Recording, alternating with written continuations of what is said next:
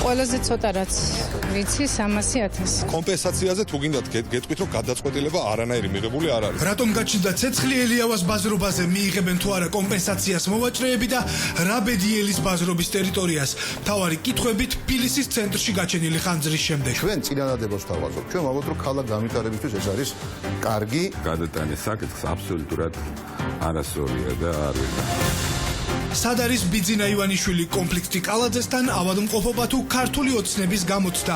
რას ამბობენ საკუთარი ლიდერის გაუჩნდარებაზე მმართველ პარტიაში? დაბადებული დასაკვირველი აიყო, მაგრამ მნიშვნელობა ამ ადამიანის გაცილებით მეტია. რატომ უნდა ყოფილიყო? მე მგონი ეს საკითხი ამოვწურეთ. ეთერშია კურიერი 9 საათზე. პაატა იაკობაშვილთან და დიანა ჯოჯუასთან ერთად. საამშვიდობის 3 საათის განმავლობაში ებრძოდნენ მეხანძრეები ცეცხლს, რომელმაც ეგრეთ წოდებულ ელიავას ბაზრობაზე 30-ზე მეტი მაღაზია გაანადგურა. ჯერჯერობით უცნობია რამ გამოიწვია ხანძარი იმ ფონზე, როდესაც უსაფრთხოების მიზნით ტერიტორიაზე ელექტროენერგია საღამოს 8 საათიდან ითიშება. დაუზუსტებელი ინფორმაციით კერა, სადაც პირველი აალება მოხდა საბურავების მაღაზია, რის შემდეგაც ცეცხლი 2000 კვადრატულ მეტრზე გავრცელდა. ამ დრომდე უცნობია იმ დაზარალებულთა ბედი, რომლებსაც მაღაზია და საქონელი დაზღვეული არ ჰქონდათ. ასეთი კი 10-ზე მეტი მოვაჭრეა. სამართალდამცველებმა შემთხვევის ადგილიდან ყველა ნივთმტკიცება და სათვალთვალო კამერების ჩანაწერები ამოიღეს. დაკითხულია 30-ზე მეტი ადამიანი. 2012 წლიდან ეს ქვეყანაში დიდი ხანძრის მე-11 შემთხვევაა და თითქმის ყველა ფაქტი გამოუძიებელია. ჩვენი ჟურნალისტები დავით ქაშიაშვილი, ნათია ტრაპაიძე და ეკო მაღრაძე დღეს არკვევდნენ უშუალოდ ელიავას ბაზრობაზე მომხდარის მიზეზებს, ვერსიებს და კიდევ ერთ გახმაურებულ საქმესთან. ბავშვთა სამყაროს ხანძართან დაკავშირებულ შეკითხვებს, რომლებიც რამდენიმე თვიანი გამოძიების მიუხედავად ისევ პასუხგაუცემელია. დავიწყოთ ბოლო ფაქტით. დავით ქაშიაშვილი შემთხვევის ადგილზე ხანძრის გაჩენის მომენტიდან მუშაობდა და ის ახლაც ნახანძრალ ელიავაზე ემყოფება. დავით ექსპერტები მთელი დღე-ღამის განმავლობაში მუშაობდნენ დამწვარ ბაზრობაზე. თუ არსებობს უკვე ოფიციალური ვერსია, რა გახდა ხანძრის მიზეზი? ოფიციალური ვერსია პაატა ჯერჯერობით არ არსებობს. ექსპერტ კრიმინალისტებმა დაასრულეს მუშაობა, დატოვეს ტერიტორია, ამოიღეს ნივთმტკიცებები, ასევე სამართალდამცველებმა ამოიღეს სათვალთვალო კამერების ჩანაწერები. თუმცა ჯერჯერობით ოფიციალურ უწყებას ხანძრის ოფიციალურ მიზეზზე არაფერი უთქვამს. რაც შეეხება გავრცელებულ ინფორმაციას, რომ შესაძლოა ელიავას ბაზრობაზე ხანძარი გაუმართავმა ელექტროსადენებმა გამოიწვია, ამას კატეგორიულად უარყოფენ ის ადამიანები, ვინც ამ ტერიტორიაზე მუშაობენ, რადგან ოფიციალურად აქ დენი 8 საათზე ითიშება. რაც შეეხება ხანძრის გაჩენას, ოფიციალური ინფორმაციით ხანძარი 21 წუთის შემდეგ 9 საათსა და 21 წუთზე გაჩნდა. ასე გამოიყურება ის 30 მაღაზია, რომელიც ხანძარმა ელიავას ბაზრობაზე 3 საათში გაანადგურა. ვიდეო მასალა კურიერისთვის ერთ-ერთმა დაზარალებულმა გადაიღო, რადგან ჟურნალისტებს შემთხვევის ადგილზე არ უშვებენ. დღის ბოლოს გადამწვარი მაღაზიები რამდენიმე მფლობელმა დაათვალიერა. ამბობენ, რომ მთელი ქონება განადგურებულია. თუმცა მისცემენ თუ არა კომპენსაციებს იმ მცირე მეწარმეებს, ვისაც საკუთარი ბიზნესი დაზღვეული არ ჰქონდა, ამ კითხვაზე მერიისგან დაზუსტებული პასუხი არ არსებობს. საერთოდ დამწვარია ჩემი მაღაზია. რა გქონდათ მაღაზიაში? ავტოაქსესუარები და საღებავები. დაახლოებით არალი რამდენია? ყველაზე ცოტა რაც ვიცი 300,000. და ვისგან განაზღაურება სამზარალ? ჯერ არაფერი არ ვიცი, დამიკავშირებით. არ ვიცი. არა. სადაზღვევებთან შეხვედრის მერე, მესაკუთრეებთან შეხვედრის მერე შეიძლება ისე გავაკეთოთ, რომ ფაქტიურად მინიმუმამდე დავიყვანოთ ეს, ასე ვთქვათ, დაზარალებულთა რიცხვი. ანუ ამ ყველაფერს რო გარკვევთ, მაგის შემდეგ ხო გითხარით, რომ ჯერ არ ვიცით ის ინფორმაცია და როგორ გითხრათ ხა აი კომპენსაციაზე თუ გინდათ გეტყვით რომ გადაწყვეტილება არანაირი მიღებული არ არის. 8 საათზე ხო არავინ აღარ არის უკვე აქ. 8-ზე შოკი გამოირთვება და აქ კიდე ბაზარი მოხდა რა 9 საათზე. მე ვნახე ტელევიზორში და წამოვედი მე გამოვიგეს. გამორიცხავთ რომ ხანძრის გამოწვევის მიზეზი ელექტროენერგია გამხდარიყო? ამჯერე გამორთული იყო და არ იქნება რომ მაგის ბრალი იყოს. ხანძრის გამომწვევ მიზეზებს გამოძიება სწავლობს. მცირე მეწარმეები, ვისი ქონებაც სრულად განადგურდა, გამორიცხავენ, რომ ხანძარი ელექტროგაყვანილობის გამო გაჩნდა. ბაზრობაზე დენს უსაფრთხოების მიზნით საღამოს 8 საათზე თიშავენ. ოფიციალური ინფორმაციით კი ხანძარი ხოშარაულის ქუჩაზე 21 საათსა და 21 წუთზე გაჩნდა. ხანძარი პირველად დიდუბის გამგეობის თანამშრომლებმა შეამჩნიეს. ამის შესახებ კურიერს გუშინ რაიონის გამგებელი უყვებოდა. საათი და 15 წუთის წინ ჩემი თანამშრომლები ბაზრობის ტერიტორიაზე დადიოდნენ მორიგი შემოწმებისთვის და აღმოაჩინეს ბოლნი. ამ მოვყევით პირველივე სახანძროს მოყვა ჩვენი თანამშრომლები. დიდუბის გამგეობის თვითმხილველი თანამშრომლები დღეს კამერების წინ აღარ გამოჩენილან. რა მიზნით იმყოფებოდნენ გამგეობის წარმომადგენლები ელიავას ბაზრობაზე ამ კითხვის დასმა დღეს კურიერმა ირმა ზავრადაშვილისთვის სცადა, თუმცა დღის 12 საათის შემდეგ გამგებელი ჟურნალისტებთან აღარ ურთიერთობს. ოფიციალური ვერსიით ის თავს შეუძლოდ გრძნობს. სრულად ბაზარითია ზამთარში და ზაფხულში. ანუ ელექტროენერგია გამორიცხულია რომ გამختارიყო ხანძრის გამოწვევები. გამორიცვალარო თესი. თუ დაცვა აქ იყო გათიშება. ამ შესაძლოა აქ იყო დაცვა? დაცვა შიგნით 24 საათია. ის შიგნით იყო ყველა და დადის რიადებში. უშუალოდ ის კერა სად არის, სადაც სამართალდამცველებმა დაცვის თანამშრომლები, ბაზრობის დირექტორები და დაზარალებულების ნაწილი უკვე გამოკითხეს. ამოიღეს სათვალთვალო კამერების ჩანაწერებიც. მთელი ღამის განმავლობაში ხოშარაულის ქუჩაზე სიტუაცია რამდენჯერმე დაიძაბა. თავდაპირველად მცირე მეწარმეები მეხანძრეებს დაუპირისპირდნენ. შემდეგ კი ადგილზე მისული ოპოზიცია ხელისუფლებას. ყოველდღე ხერო გათენდება და ეს ხალხი რომ მოგადგება და უარით რო გაისტუმრებ. აშთასაყროს დაზარალებულებს შეგახსენებთ. რამდენი ხანი აწვალეთ და რა მიეცით ბოლოს დაზარალებულებს? დაუზუსტებელი ინფორმაციით ხანძარი ბაზრობის პირველ სექტორში საბურავების მაღაზიაში გაჩნდა, საიდანაც ცეცხლი მალევე გავრცელდა. დღეს დამწვარი შენობა ასე გამოიყურება. დაზიანებულია 2000 კვადრატზე მეტი ტერიტორია. ძალიან მნიშვნელოვანი არის პირველ რიგში ძალიან სწრაფად შეფასდეს ეს ზარალი, ძალიან სწრაფად მოხდეს აღდგენა და მოფიქრებული იყოს ფორმა ამ ზარალის ანაზღაურების. ეს უკვე მეათე ხანძარია და გამოძიებას პასუხი არ გაუწია მიზეზების შესახებ. ზოგადად ყველანაირი რაღაც ხელების გაშვერის გარეშე ვინმე წინაშე არ შეიძლება რომ ამდენი ხანძარი მოხდეს და პასუხი არ იყოს გაცემული რა არის ამ ხანძრის მიზეზი. ვისაც მაღაზიები დაზღვეული ჰქონდათ ზარალს, კომპანია GPI მან შემდეგ აუნაზღაურებს, რაც ადგილზე საგამოძიებო მოქმედებები დასრულდება. დაზარალებულებს დღეს ადგილზე სადაზღვეო კომპანიის წარმომადგენელი შეხვდა. სამწუხარო არის ის, რომ მთლიან ობიექტში, მთლიან აი ამ ტერიტორიაზე ყველა ობიექტი დაზღვეული არ არის. ეს არის ძალიან სამწუხარო. იმ ადამიანებს, ვისაც დაზღვეული აქვთ, როგორც შენობა, ასევე სასაქონლო მატერიალური მარაგები, მათ რა თქმა უნდა აუნაზღაურდება ზარალი.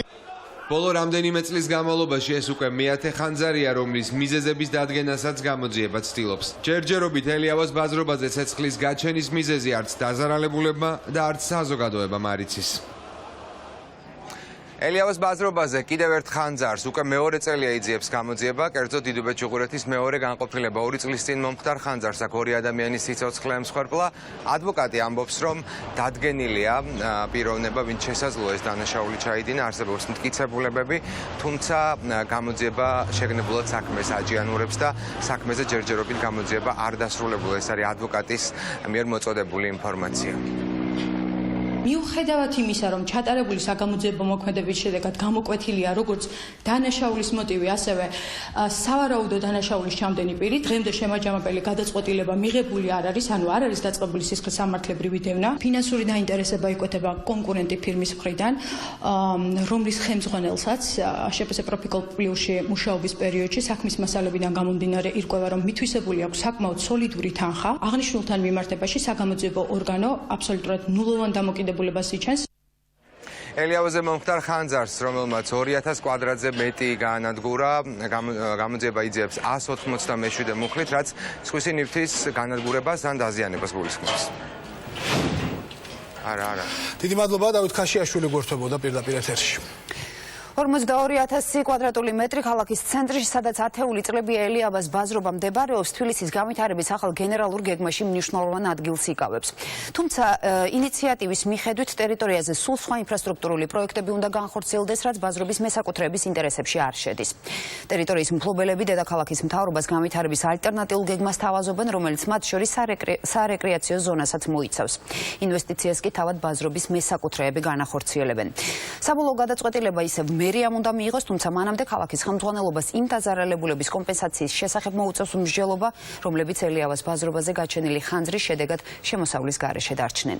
ეკო მაღრაძე არკვევდა ტერიტორიის განვითარების სხვადასხვა პროექტის დეტალებს. ეკო, როგორც ცნობილია, გენერალური გეგმის ავტორები ტერიტორიაზე სარეკრეაციო ზონის მოწყობას გეგმავენ, რომელიც ასევე შედის მესაკუთრეების მიერ წარდგენილ პროექტში. ამ შემთხვევაში რატომ ვერ ხერხდება შეთანხმება? შეთანხმება სავარაუდოდ მომავალშიც იქნება შეუძლებელი, რადგან ელიავას ბაზრობის ტერიტორიის განვითარების ორი რადიკალურად განსხვავებული ინიციატივა არსებობს ამ დროს. გენერალური გეგმის ავტორები ფიქრობენ, რომ აქედან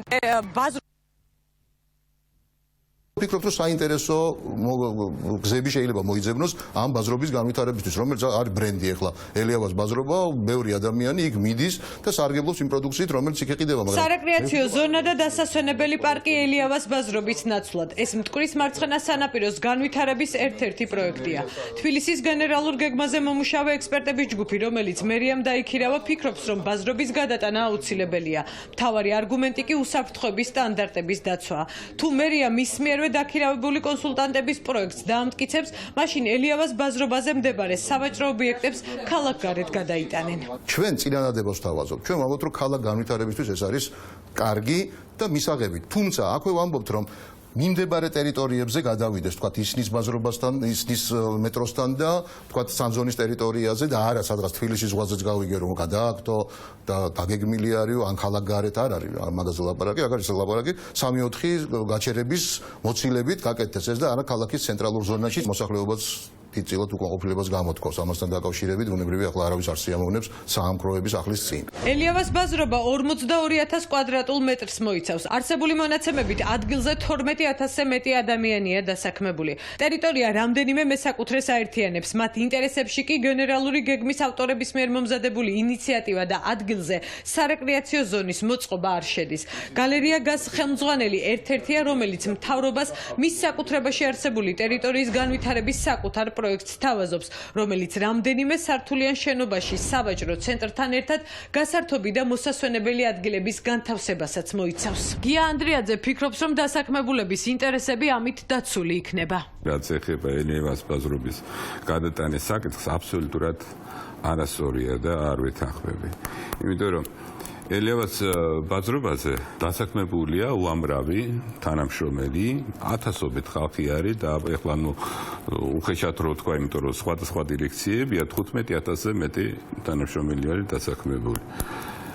მილიონობით ლარი შედის ბიუჯეტში. გაცილებით დიდი ტერიტორიის მოწყობის შესახებ აქვს მომზადებული პროექტის საინიციატივო ჯგუფს, რომელიც ბაზრობის ყველაზე დიდ ფართობს 7 ჰექტარს ფლობს. ელიავა მოლის ავტორები მთავრობას საკუთარ ინიციატივას თავაზობენ, სანაცვლოდ კი სავაჭრო ადგილების შენარჩუნებას ითხოვენ. ერთ ხარეს არის ჩვენი აზრით ძალიან ცუდად დასაბუთებული და დაუსაბუთებელი იდეა, რომ გავიწიოს მრავალმილიონიანი ხარჯები რაღაც ჰიპოთეტიური ბაღის შესაქმნელად. მეორე მხრივ არსებობს აბსოლუტურად რეალური პროგრამა, რომელიც ზრდის ქალაქის ბიუჯეტში შემოსავლებს, რომ შეიქმნას აქ ძალიან სერიოზული რეგიონალური დანიშნულების მოლი, თავის გასართობი ფუნქციით, სავაჭრო ფუნქციით, საწარმოო ფუნქციით და ასე შემდეგ. საინიციატივო ჯგუფის მიერ მომზადებული პროექტის საკრებულომ ერთხელ უკვე განიხილა, თუმცა დეპუტატების განსხვავებული პოზიციების გამო მის შესახებ გადაწყვეტილება ამ დრომდე მიღებული არ არის. რამდენიმე თვის წინ თვითმმართველობის ორგანოში გამართულ მსჯელობას ოპოზიცია იხსენებს. დეპუტატები ამბობენ, რომ კომერციული ინტერესებიდან გამომდინარე ელიავას ბაზრობის ტერიტორიის მფლობელების პროექტები მთავრობის წევრებისთვის მისაღებია. ამას რა თქმა უნდა ყავს ბევრი მომხრე, მათ შორის მერიაში და მათ შორის საკრებულოშიც. უმრავლესობის მხრიდან მე მიმაჩნია და საერთოდ არა მარტო მე ოპოზიციურ დეპუტატებს, თქვა იქ და მოუკიდებელი დეპუტატების საშუალების სხვა ოპოზიციური ფრაქციის წარმომადგენლებს, რომ ეს პროექტი უნდა ეფუძნებოდეს გენგეგმის ჯგუფის ხედვას და ხედვა არის სრულიად სხვანაირი. თუ ჩვენ სიტი ინსტიტუტი საქართველოს მივეცით 2 მილიონი ლარი და შეუკვეთეთ თბილისის გენერალური გეგმის დამუშავება. და რასაც ისინი გვეუბნებიან, თუ ეს არის ჩვენთვის გასათვალისწინებელი, მაშინ რასაც ეს ხალხი გვეუბნება, ის უნდა გავითვალისწინოთ.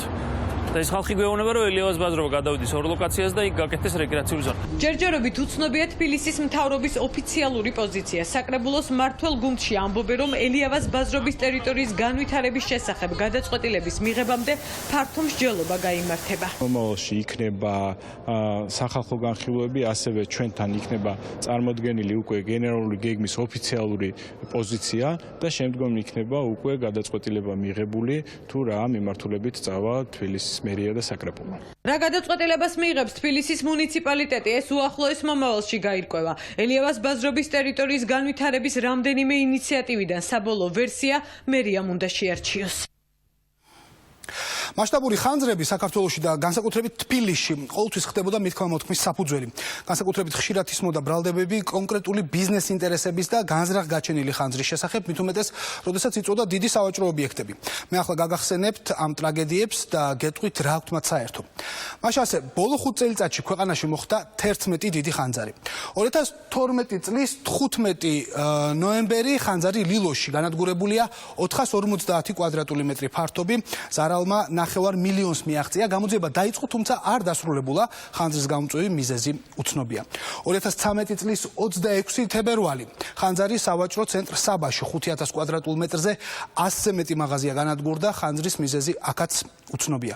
2013 წლის 17 ივლისი ხანძარი თბილისის აკვაპარკში, ხანძარი აქაც ღამით გაჩნდა, მიზეზი დაუდგენელია. 2014 წლის 25 აგვისტო დაიწყო სენაკის ბაზრობა, განადგურდა 3000 კვადრატული მეტრის სავაჭრო ფართი, დაზარალდა 250-ზე მეტი ადამიანი. 2014 წლის 16 სექტემბერი დაიწყო ეგრეთ წოდებული ბოშათა ბაზარი, ცეცხლი 2500 კვადრატულ მეტრზე გავრცელდა, გარდაიცვალა 3 ადამიანი, მოვაჭრეები მაშინ ყვებოდნენ, რომ ხანძარი განზრახ იყო გაჩენილი, ზარალი არ ანაზღაურებულა. 2014 წლის 7 დეკემბერი ხანძარი ხოფის ბაზრობაზე დაიწყო 600 კვადრატული მეტრის ფართობი, ცეცხლი გაუჩნდა პიროტექნიკის მაღაზიას. 2014 წლის 27 დეკემბერი ხანძარი ელიავას ბაზრობაზე, ეს არის პირველი ხანძარი ბოლო პერიოდში გაჩენილი ხანძრებიდან ელიავაზე, ცეცხლი არ იყო დიდი და მისი ლიკვიდაცია მალევე მოხერხდა. 2015 წლის 21 იანვარი ხანძარი ისნის ბაზრობაზე აქ განადგურდა 25 მაღაზია და ზარალი არ ანაზღაურებულა. 2015 წლის 4 აგვისტო მეორე ხანძარი ელიავას ბაზრობაზე, თქვენ გახსოვთ, ცეცხლის აღებავების საწყობს გაუჩნდა და მაშინ 2 ადამიანი დაიღუპა სამწუხაროდ. გამოძიება ამ დრომდე არ დასრულებულა, მაშინ ხანძრის ჩაქრობაში ვერტფრენებიც კი მონაწილეობდნენ. 2016 წლის 2 აგვისტო ხანძარი ზესტაფონის ბაზარში, ეგრეთ წოდებული შავი ბაზარი, სულ 1000 კვადრატული მეტრის ტერიტორია მთლიანად დაიწვა. როგორც უკვე გითხარით, გამოძიება პრაქტიკულად არც ერთ საქმეზე დასრულებული არ არის, ისევე როგორც ჯერ არაფერია ცნობილი ოფიციალურად ბავშვთა სამყაროს ხანძართან დაკავშირებითაც. არაოფიციალურად ჩვენ შეგვიძლია გითხრათ, რომ ბავშვთა სამყაროს შენობაში ხანძარი განზრახ გააჩინეს. ეს არის სამხარაულის ბიუროს ექსპერტიზის დასკვნა, რომელზეც პროკურატურას კომენტარის გაკეთება არ სურს. ექსპერტიზის დასკვნის გაცნობის სანაცვლოდ შოთაძის უწყება მოვაჭრეებისგან გაუთქმელობის დოკუმენტზე ხელის მოწერას მოითხოვს. და კიდევ ერთი დეტალი, რომლის გამოც სააქციო საზოგადოების იურისტებს პრეტენზიები აქვთ პროკურატურასთან ამ დრომდე ბავშვთა სამყაროს აქციონერებს არ მიუღიათ დაზარალებულის სტატუსი. ჩვენ ჟურნალისტთან ნათია ტრაპაიძესთან განვაგრძობთ ახლა ამ თემაზე საუბარს. ნათია, რატომ ასაიდუმლოებს პროკურატურა სამხარაულის დასკვნას? ამის გარკვევა დღეს ჩვენ გვინდოდა თავად პროკურატურაში, თუმცა საგამოძიებო უწყება შემოიფარგლა მხოლოდ მცირე კომენტარით და მათ გვითხრეს, რომ ბავშვთა სამყაროში ხანძართან დაკავშირებით ინტენსიურად მიმდინარეობს გამოძიება. ჩვენთვის კი დღეს ცნობილი გახდა, რომ საქმეში ოფიციალურად დევს 2 დასკვნა. ერთი არის ლევან სამხარაულის სახელობის ექსპერტიზის ბიუროს მიერ გაცემული და მეორე შინაგან საქმეთა სამინისტროს კრიმინალისტიკური სამსახურის მიერ გაცემული. ამ დოკუმენტებით ცალსახად მტკიცდება, რომ ბავშვთა სამყაროში ცეცხლი არის განზრახ გაჩენილი. თუმცა ამ დოკუმენტს ოფიციალურად საგამოძიებო უწყება არ აძლევს არც დაზარალებულებს, რომლებსაც ეს სტატუსი გამოძიებაში აქვს და არც ბავშვთა სამყაროს აქციონერებს, რომლებსაც მათ სტატუსი არ აქვთ. ამ და ეს დაზარალებულები ვარაუდობენ, რომ პროკურატურა ამ დასკვნას განგებმალავს, მათ სხვა ბრალდებებიც აქვთ საგამოძიებო უწყების მიმართ. ყადაღა აქ დადებული და დემონტაჟი მაინც მიმდინარეობს. ბავშვთა სამყაროს შენობის დემონტაჟი რამდენიმე თვეა ისე მიმდინარეობს, რომ იქ მომუშავეებს არ აქვთ პასუხი მთავარ კითხვაზე, ვინ დაწვა სავაჭრო ცენტრი. დაზარალებულები ამბობენ, რომ გამოძიება საეჭვოდ ჭიანურდება, რაც მათ პროკურატურის მიმართ უნდობლობას რდის. ისინი დარწმუნებულები არიან, რომ ბავშვთა სამყაროს დაწვის უკან ხელისუფლების წარმომადგენელი ან მათთან დაახლოებული პირი დგას. რეალური დამნაშავის დასაცავად კი არ გამორიცხავენ, რომ საგამოძიებო უწყებამ საბოლოოდ ხანძარზე პასუხისმგებლობა საერთოდ უდანაშაულო ადამიანს დააკისროს. ეს იმდენად გვიჯერა და იმდენად ვარ დარწმუნებული, რომ აუცილებლად ვიღაცას ამის ძებნას უნდებიან ამდენი ხანი, თორე ფაქტი ჯიუტია. დამნაშავე იმ თავიდან კარგად იციან საიდან მოდის და რომელი ოცნების წევრი. ეს ყველაფერი ჩვენ დოკუმენტებით მიწოდებული გვაქვს პროკურატურასთან. არ უნდა ჩვილო რომ გამოიძიონ და იმიტომ რაში სჭირდებათ რომ გამოიძიონ და ვიღაცა დაადანჟრაულონ. იმიტომ რომ ეს ყველაფერი არის ჩვენი ხელისუფლების მიერ გაკეთებული. ჩვენ ასე ვფიქრობთ. დაზარალებულები ამბობენ, რომ საქმის მასალებში დიდი ხანია დევს ექსპერტიზის დასკვნა, რომლითაც მტკიცდება, რომ ცეცხლი ბავშვთა სამყაროში განგებ გააჩინეს. ოფიციალური სტატუსის მიუხედავად დოკუმენტის ასლი დაზარალებულების ადვოკატს არ გადასცეს, რადგან მან უარი თქვა ხელი მოეწერა გამოძიების მასალების გაუთქმელობაზე. პროკურატურის მხრიდან დასახელდა მიზეზად, რომ გამოძიების ინტერესების შესაბამისად არ მომხდარიყო მნიშვნელოვანი ინფორმაციის გაჟღერება, რომ სავარაუდო პასუხისმგებელ სუბიექტამდეც არ მისულიყო რაიმე ტიპის ინფორმაცია. მაგრამ რაც მთავარია, ჩვენ ახლა ამ ეტაპზე ველოდებით გამოძიების შედეგებს. ექსპერტიზის ეროვნული ბიუროს გაცემულ დასკვნაზე და გამოძიების სხვა დეტალებზე დაზარალებულებმა რამდენიმე კვირის წინ მთავარ პროკურორთან ისაუბრეს. ამბობენ, რომ შეხვედრა კონკრეტული დაპირებით დასრულდა და ირაკლი შოთაძემ მათ მისცა გარანტიები, რომ საქმეს 7 ივლისამდე გახსნის. მართლა გითხათ, ახლა მე ამჯერა შოთაძის გამოძიების ისტორიის უფრო მგონია, რომ ისე გააკეთებენ ამ ყველაფერს და ისე შეკერავენ საქმეს, როგორც მათ აწყობთ. ფიქრობ, რომ ვიღაცას ნამდვილად დააფარებენ ხელს, მაგრამ ვინ იქნება ეს და რამდენად მაღალ ეშელონებში იმალება დამნაშავე, ამას მე ვერ ვიტყვი. სამი კაცი რო დაიჭირონ და იმ სამ კაცს რო დაბრალდეს, ეს არ მაინტერესებს სამ კაცს, ფულს ესენი არ მისცემდნენ. ეს არის ამათი ნამოქმედარი. ცოტა უნიჭოდ, მაგრამ კარგად დაგეგმილია ეს. თუ იგი დამნაშავე აძრებოდა იქიდან, შეეძლო ჩაემსხვრია მინები და მოლოტოვის კოქტეილი ან მსგავსი რაღაც ჩაეყარა. ბავშვთა სამყაროს აქციონერთა იურისტი ფიქრობს, რომ ტერიტორია სწორედ ასეთი სქემით დაწვეს. სამხარაულის ექსპერტიზის დასკვნას ვაჟა მაისურაძეც იცნობს. მისი თქმით, ოფიციალურ დოკუმენტში წერია ის, რასაც აქციონერები ჯერ კიდევ 5 თვის წინ ამტკიცებდნენ. ხანძარი განზრახ გააჩინეს. დასკვნაში პირდაპირ არის მითითებული, რომ ხანძარი გაჩენილია ნავთობპროდუქტების გამოყენებით, ხოლო ვინ, როდის, როგორ შეიტანა, ეს უკვე გამოძიების პრეროგატივაა.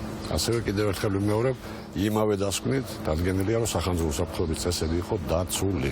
ვაჟა მაისურაძეს დარწმუნებულია, რომ ხელოვნურად გაჩენილი ხანძრის უკან კონკრეტული ინტერესები დგას. მისი თქმით, სწორედ ამიტომ საეჭვოდ ჭიანურდება ბავშვთა სამყაროს აქციონერების დაზარალებულებად ცნობა. ცდილობენ პასუხისმგებლობის თვითი გამოიტანონ ბავშვთა სამყაროს.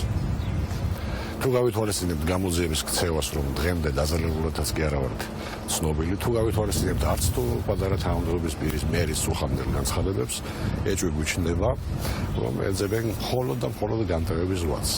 რაც შეეხება რეალურ დამნაშავეს მისი დადგენა ან არ სურთ, ან არ შეუძლიათ. ვეჭვობთ, რომ ვიღაცას მიზნად ქონდა დასახული ამ ადგილის ხელში ჩაგდენა, რომელიც არის ძალიან საინტერესო კომერციული თვალსაზრისით მთელ საქართველოში. თუ ვინმეს ეჭვი ეპარება, რომ ჩვენ რაღაცა მაშინ დაგვიბაროს პროკურატურამ და ჩვენც ვკითხოთ, ჩვენ რამოდენიმე დღის წინ ქონდა აქციონერთა კრება. მოსულიყვნენ და ენახათ, რომ რომელი აქციონერი იყო ისეთი სულელი, რომ აი ესეთი მშვენიერი მომგებიანი შენობა დაენგრია, დაეწვა და ესე ზარალი განეცადა. არ ვიცი, 19 მილიონი ზარალი ვართ უმუშევრები. აი რატო უნდა დაგვეწვა? გვინდოდა ჩვენ უმუშევრად ყოფნა?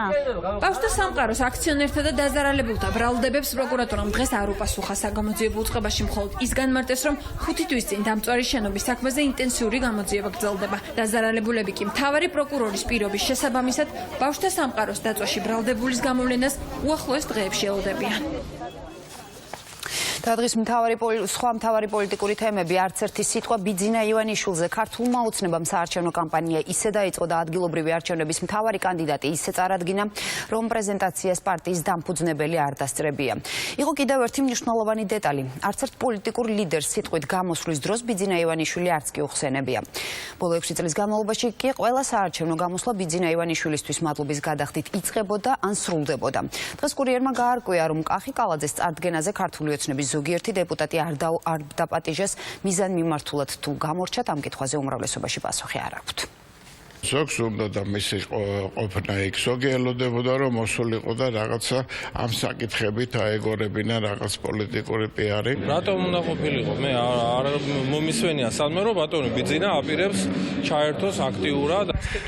მე მგონი ეს საკითხი ამოწურეთ, თუ სხვა კითხვები გაქვთ არჩევნებთან დაკავშირებით საათო გიპასუხოთ. მმართველი პარტიიდან ნაწილი პასუხს თავს არიდებს, ნაწილს კი თავისი ვერსია აქვს, რატომ არ დაესწრო ბიძინა ივანიშვილი მერობის კანდიდატად კახი კალაძის წარდგენას. უმრავლესობის წევრები ირწმუნებიან, რომ ყოფილ პრემიერ-მინისტრს მთაწმინდის პარკში კალაძის წარდგენასთან დაკავშირებით ინფორმაციაც ჰქონდა და დაპატიჟებულიც იყო, თუმცა არ მივიდა. დაპატიჟებული რასაკვირველი აიყო, მაგრამ მნიშვნელობა ამ ადამიანის გაცილებით მეტია, ვიდრე თქვათ გამოსვლებში ყოველწუთას ხსენება და რაღაც მადლობების გადახდა და ასე შემდეგ. რა გინდათ ხალხო? რას ეძებთ ამ თემისგან მე ვერ ხვდები ამას რა. არაფერ შუაში არ არის. ბიძინა ივანიშვილი თუ ჩათვლის საჭიროდ რომ უნდა ჩაერთოს საიმე პოლიტიკურ პროცესში ჩაერთვება და ვინ დაუშლის.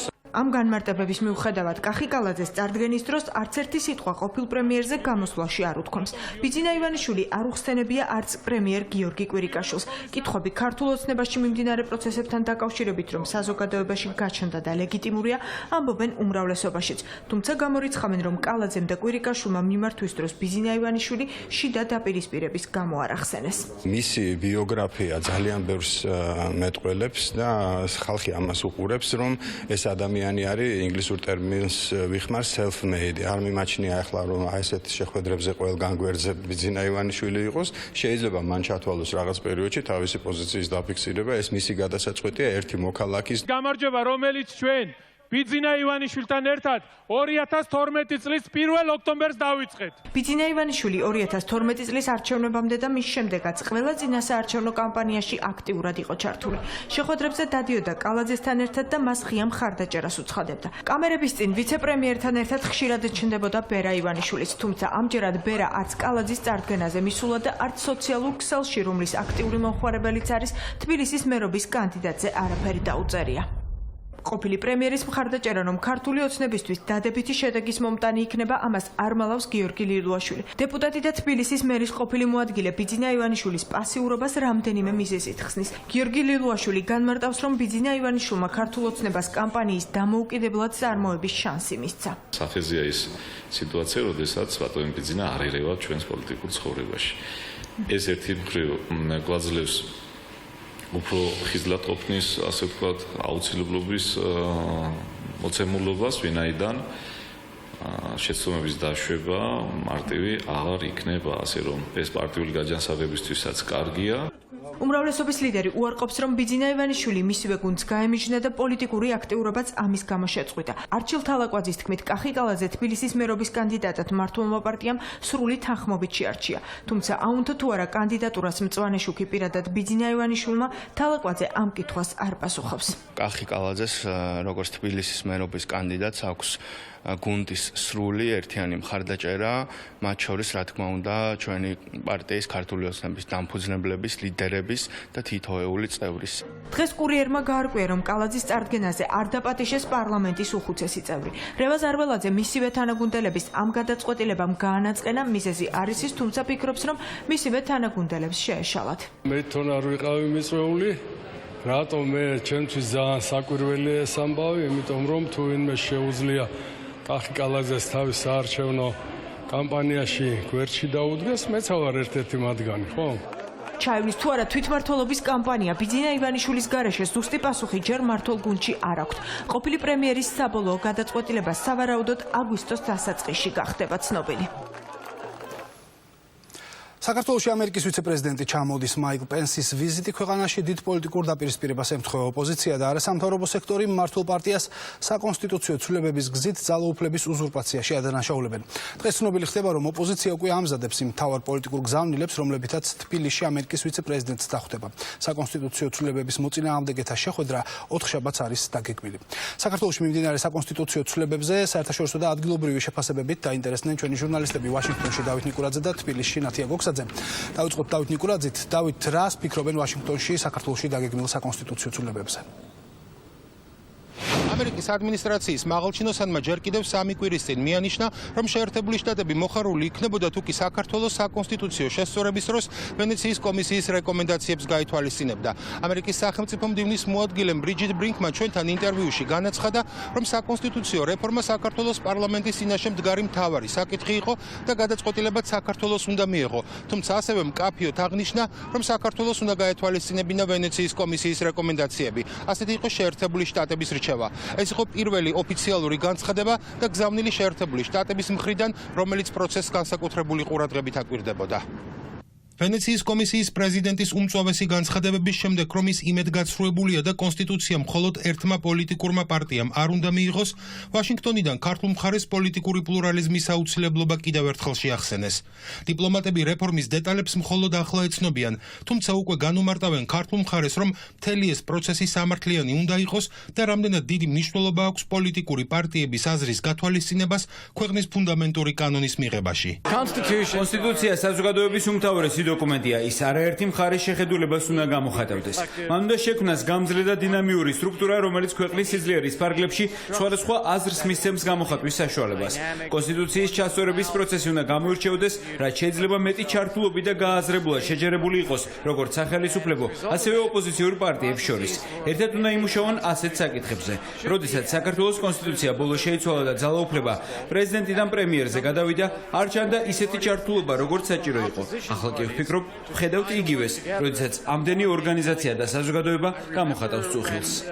ყოველთვის აშიშია, თუნდაც რამდენიმე პოლიტიკური პარტიის დიდი უმრავლესობის გარეშე ქვეყნის მმართველობაში მნიშვნელოვანი ცვლილებების განხორციელება. ამერიკელმა პარტნიორებმა თბილისს ასევე შეახსენეს ის ვალდებულებები, რომლებიც ქვეყანას ევროატლანტიკური ინტეგრაციის გზაზე აქვს აღებული. ვენეციის კომისია, ევროპის საბჭოში შექმნილი საკონსტიტუციო სამართლის მრჩეველთა ორგანო, არსებობის 27 წლის მანძილზე იმდენად ანგარიშ გასაწევ და მაღალინდობის მქონე სტრუქტურად ჩამოყალიბდა, რომ მისი რეკომენდაციების გაუთვალისწინებლობა არაერთი ამერიკელი დიპლომატის აზრით საქართველოს გრძელვადიან მიზნებს დააზარალებს. ფიქრობ, საქართველოსთვის მნიშვნელოვანია სრულად გაუწიოს ანგარიში ვენეციის კომისიის რჩევებს, ვიდრე გადადგამს ისეთ ნაბიჯებს, რომლებმაც მართლაც შესაძლოა მოახდინოს ევროკავშირთან მისი დაახლოების და საბოლოოდ გაწევრიანების შესაძლებლობის დაზიანება. მე არ ვიცნობ დეტალებს, თუმცა გეტყვით. მოусმინეთ ვენეციის კომისიას. მე არ მინდა ვისაუბრო დაბრკოლებებზე, ვიდრე საკონსტიტუციო ცვლილებებს არ ჩავხედავ. თუმცა გეტყვით, რომ საქართველოს ძალა ჰქონდეს დასავლეთის ყურადღება, საქართველოს რეფორმების ფუნქციონირება შემდგომარეობს. ეს არის უტყუარი საქართველოსთვის. ეს იყო უტყუარი ბალტიისპირეთის ქვეყნებისთვის და პოლონეთისთვის. ამ ქვეყნების დემოკრატიულმა რეფორმებმა აიძულა დასავლეთი, მათ მომავალზე სტრატეგიული გადაწყვეტილება მიიღო. ამიტომაც ვზრუნავთ საქართველოზე. თქვენ არ ხართ შუა აზიის ქვეყანა, თქვენ არ ხართ ავტოკრატია. ეს არის ქვეყანა, რომელიც ამტკიცებს, რომ ევროპის ნაწილია და ითხოვს შესაბამისად მოქცევას. შეკითხვა შემდეგში მდგომარეობს: ხართ ერთიანი ევროპის ნაწილი თუ არა? ამერიკის კონგრესის საქართველოს მეგობართა ჯგუფშიც მკაფიოდ განმარტეს, რომ საკონსტიტუციო რეფორმის პროცესი სრული ჩართულობით და კანონის უზენაესობით უნდა გაიმართოს. კონგრესმენები პოლიტიკურ დებატებში არ ერევიან, თუმცა ქვეყნის უმთავრესი კანონის მისაღებად აუცილებელ პირობებზე საუბრობენ. ჩვენი როგორც საქართველოს მეგობრების და პარლამენტის პარტნიორების საქმიანობა არა კონსტიტუციის კონკრეტული დადგენილების გასამართლება, არამედ პროცესის მიმართ ჩვენი მხარდაჭერა. ჩვენ მხარს ვუჭერთ პროცესს სრული ჩართულობით და კანონის უზენაესობის დაცვით, სადაც კონსტიტუცია დემოკრატიული მთავრობის მოქმედების ჩარჩო იქნება. შეერთებულ შტატებში ანალიტიკოსებს ესმით, რომ საქართველოს ყოფილი პრემიერ-მინისტრი, რომელსაც თანამდებობა არ აქვს, სერიოზულ ძალას და გავლენას ისევ ინარჩუნებს. ამერიკელები მმართველობის ასეთ ფორმას დემოკრატიისთვის შეუსაბამოდ მიიჩნევენ, თუმცა აღიარებენ, რომ პრობლემა საქართველოსთვის უნიკალური არ არის. ისინი ხაზს უსვამენ დემოკრატიული ინსტიტუტების სიძლიერეს და დამოუკიდებლობის აუცილებლობას, რამაც პოლიტიკური სისტემის უსაფრთხოებან ნებისმიერ ვითარებაში უნდა შეინარჩუნოს. კონსტიტუციის ცვლილებების ერთპარტიული მიღება და პოლიტიკურ საუბრებში კონსტიტუციის ლეგიტიმაციის შესახებ ფრაზის გაჩენა კი ამ ინსტიტუტების სიძლიერეს ნაკლებად სავარაუდოს ხდის. არ არის კარგი მიმართულება, როდესაც აურჩეულ ხალხს დიდი პოლიტიკური ძალა აქვს. ხედავთ პოლონეთში არჩეული PiS პარტიის ხელმძღვანელი დე-ფაქტო პრემიერ-მინისტრია. მიუხედავად იმისა, რომ ამ თანამდებობაზე ის არ აურჩევია. ის ყველაზე ძლიერი ადამიანია ქვეყანაში. ანალოგიური სცენარია საქართველოში, რომელიც გაცილებით ნაკლებად დემოკრატიულია ვიდრე პოლონეთი. საკონსტიტუციო ცვლილებები ფართო განხილვებით უნდა მოხდეს. როდესაც აკეთებ ასეთ ფუნდამენტურ ცვლილებას, საკონსტიტუციო რეფორმას პოლიტიკური პლურალიზმი ნებისმიერი სახელმწიფოსთვის ძალიან მნიშვნელოვანი ღირებულებაა, განსაკუთრებით იმ ქვეყნისთვის, რომელიც ევროკავშირთან, ნატოსთან და დასავლურ ინსტიტუტებთან მიერთებას ცდილობს. ქართულ-ამერიკული დიპლომატიური ურთიერთობების 25 წლის თავზე ვაშინგტონში ისევ უწევთ საქართველოსთვის იმ ფუნდამენტური ღირებულებების შეხსენება, რომლებიც სრულფასოვანი დემოკრატიის ფუნქციონირებისთვის აუცილებელია. თუნდაც მედიის თავისუფლება და სასამართლოს დამოუკიდებლობა არის საკითხები, რომლებზეც როგორც ბარაკ ობამას, ასევე დონალდ ტრამპის ადმინისტრაციების დროს საქართველოს ხელისუფლებისთვის გზავნილები უამრავჯერ მოამზადეს და ეს თემები ისევ პოლიტიკური დიალოგის დღის წესრიგშია. შეერთებული შტატები ყოველთვის ყურადღებით აკვირდებოდა საქართველოს კონსტიტუციის რეფორმასაც და 2013 წლის მარტში პირველი იყო, რომელმაც მმართველ გუნდს და ოპოზიციას მორიგ საკონსტიტუციო ცვლილებებზე შეთანხმება მიულოცა. ვაშინგტონმა მაშინაც განმარტა, რომ პოლიტიკურ ძალებს შორის თანხმობა ქართული დემოკრატიის კონსოლიდირებისთვის აუცილებელი იყო. და ვაშინგტონის შემდეგ თბილისი, სადაც ახალ კონსტიტუციასთან დაკავშირებით შექმნილ კრიზისზე ნათია გოგსაძე მუშაობდა. როგორც ცნობილია, თავად ქართულ ოცნებაში პროექტთან დაკავშირებით აზრთა სხვადასხვაობაა, ნაწილი დათმობაზე წასვლას არ აპირებს, ნაწილი კი საერთაშორისო პარტნიორების მკაცრი მოთხოვნების ფონზე კონსენსუსისთვის მზად არის. ნათია, რა გეგმები აქვს ოპოზიციას იმ შემთხვევაში, თუ არ იქნება კომპრომისი? იმ შემთხვევაში თუ კი ხელისუფლება კომპრომისზე არ წავა და დიალოგს არ შესთავაზებს კიდევ ერთხელ ოპოზიციას, მაშინ პოლიტიკური ძალები აპირებენ, რომ ქუჩის აქციები დაიწყონ, თუმცა მანამდე ორ დღეში მათ ექნებათ გაფართოებული შეხვედრა სასტუმრო რედისონში, რაც მოპატიჟებული იქნებიან დიპლომატიური კორპუსის წარმომადგენლებიც, არასამთავრობო ორგანიზაციის წევრებიც და კიდევ ერთხელ ისინი შესთავაზებენ საკუთარ წინადადებებს ხელისუფლებას საკონსტიტუციო ცვლილებებთან დაკავშირებით, მათი აზრით მმართველი გუნდი ჯანი ბუკიკიოსთან კონსულტაციების შემდეგ ირაკლი კობახიძის ვოიაჟის შემდეგ სტრასბურგში უკვე მზად იქნება იმისთვის, რომ დათმობაზე წავიდეს და ოპოზიციის წინადადებები გაიზიაროს. ეს კვირა არის დედლაინი ერთგვარი, როდესაც ჩვენ კვირის ბოლომდე გვეცოდინება ეს დიალოგი შედგება თუ არა, ანუ იქნება თუ არა ხელისუფლების თანხმობა. არასაპარლამენტო ოპოზიცია ოთხშაბათს ხელისუფლებას ოფიციალურ შეთავაზებას გაუკეთებს. ზეგ დიპლომატიურ კორპუსთან და პრეზიდენტთან ერთად გაფართოებული შეხვედრაა დანიშნული.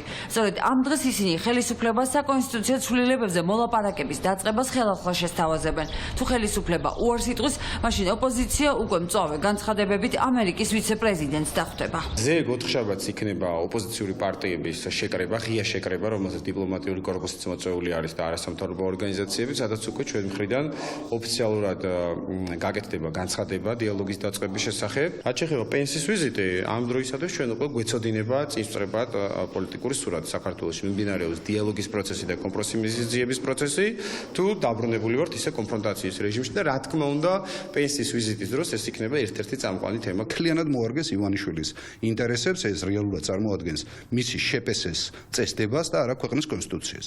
ამდენად თუ თავხედურად გაჯორებულები ივლიან ამ გზაზე, მათ ძიმე დაუმთავრდებათ ეს ყოველივე, რადგანაც საზოგადოება, ქართული საზოგადოება მას არ მოითმენს და თავზე გადაახევს თავად აი მათ მიერ შეკოწიწებულ კონსტიტუციას. დღეს ბურთი არის ხელისუფლების მხარეს, რესურსი იმისა, რომ დიალოგი გაგრძელდეს და ეს პროცესი გაჩერდეს, მხოლოდ აქვს ხელისუფლებას. ოპოზიციისთვის ჯერ პრეზიდენტს პასუხი არ უთქვამს, დაესწრება თუ არა ის ოთხშაბათის გაფართოებულ შეხვედრას. თუმცა გიორგი მარგველაშვილის პოლიტიკური მდივანი ფიქრობს, რომ გამოსავალი სასწრაფოდ მოსაძებნია, რადგან ქვეყნის მთავარი კანონის ლეგიტიმაციას საფრთხე ექმნება. კონსენსუსი, დიალოგი, თანხმობა არის ევროპული გზა. ერთპარტიული და ერთპიროვნული გადაწყვეტილებების მიღება არის ანტიევროპული გზა და ნუ მაშინ არჩევანი უნდა გავაკეთოთ ყველამ ერთად. მე ვერ ხედავ ოპოზიციის პირობებში კონსენსუსის დიაპაზონს ეს არ ჩანს. ვენეციის კომისიის პრეზიდენტის წასვლიდან რამდენიმე დღის შემდეგაც უმრავლესობა პოზიციას არ იცვლის და ოპონენტებთან მოლაპარაკებების დაწყებაზე ისე უარს ამბობს. ქართულ ოცნებაში ფიქრობენ, რომ დიალოგის რესურსი ამოიწურა, თუმცა საპირისპირო ამტკიცებენ მმართველი გუნდის წევრები მთავრობიდან. ჩვენ რა თქმა უნდა, როგორც იუსტიციის სამინისტრო და როგორც მე პირადად წევრი საკონსტიტუციო კომისიის, რომელმაც მუშაობა დაასრულა, დღესაც ვსად ვარ ნებისმიერი დისკუსიის გაგრძელებისთვის, იმის რომ ის ცვლილებები, რაც მომზადდა და უნდა შევიდეს ზალაში რამდენიმე თვეში, იყოს მაქსიმალური კომპრომისის შედეგი. ჩვენთან ოპონირება სამწუხაროდ გადის არა შეთანხმებაზე, რომ მეც გავითარებას და ლოიკას ეფუძნება, არამედ სურვილზე, რომ მე მინდა ჩავიდო პოლიტიკური ძალაუფლება ხელში. ამიტომაც ამ დიაპაზონი ძალიან მცირე არის. მე პირადად ვერ ხედავ ამ დიაპაზონში კონსენსუსს. საერთაშორისო ექსპერტების მოწოდების მიუხედავად ოპოზიციამ და ხელისუფლებამ ჯერ საერთო ენა ამ დრომდე ვერ გამონახეს. ოპონენტები ფიქრობენ, რომ თუკი მმართველი გუნდი კომპრომისზე არ წავა, საარჩევნო სისტემასა და პრეზიდენტის არჩევის წესს არ შეცვლის, ოცნებას დიდი პოლიტიკური ფასის გადახდა მოუწევს. ქართულმა ოცნებამ ერთის ხუს შეცდომაში შეიყვანა ვენეციის კომისია, მეორეს კიდევ უფრო მეტად მოატყუა ქართველი ამომრჩეველი, როდესაც გააჩინა განცდა, რომ სამართლიან საარჩევნო სისტემას შეთავაზებდა და ახლა მაშინ, როდესაც ვისმენთ პარლამენტის თავმჯდომარის განცხადებას, რომ კონსტიტუცია ფაქტობრივად უკვე მიღებულია და რადიკალური ცვლილებების იმედი აღარ უნდა გქონდეს, ერთადერთ სწორ გამოსავლად მიგვაჩნია ევროპული საქართველოს ინიციატივის გაზიარება და რეალური კონსულტაციის პლებისციტის გამართვა ქართველ მოსახლეობასთან. ამას ექნება მე ვფიქრობ ძალიან სერიოზული შედეგები, მათ შორის ამ ქვეყნის იმიჯისთვის საერთაშორისო ასპარეზზე. მე დარწმუნებული ვარ, რომ ამერიკის შეერთებული შტატების ვიცე-პრეზიდენტის ვიზიტის საქართველოში სწორედ კონსტიტუცია, არჩევნები და დემოკრატიული პროცესები იქნება ძირითადი განხილვის თემა. ევროპელი პარტნიორების შეფასებების მოსმენა სტრასბურგში მოუწევს ირაკლი კობახიძეს. ოპოზიციასთან ერთად პარლამენტის თავმჯდომარე საფრანგეთში ამ დილით გაემგზავრა. მას შეხვედრები ევროსაბჭოსა და ევროპარლამენტში ექნება. ასოცირების კომიტეტის წევრებს კი ირაკლი კობახიძემ ნულოვანი კონსენსუსით მიღებული საკონსტიტუციო რეფორმა უნდა წარუდგინოს. როგორც ვიცით, 5 ადამიანს აქვს. მზისგან მიღებული დამწვრობით საავადმყოფოში მოხვედრილი პაციენტები და სიცხის მოსალოდნელი რეკორდი საქართველოში. მეტეოროლოგების პროგნოზი და მედიკოსების რეკომენდაციები. სერიოზული ციფრია განსხვავებით შარშანძელს და შარშანწილდელთან. მოვერიდოთ მზის გულზე, განსაკუთრებით შუა დღის საათებში გარეთ გასვლას.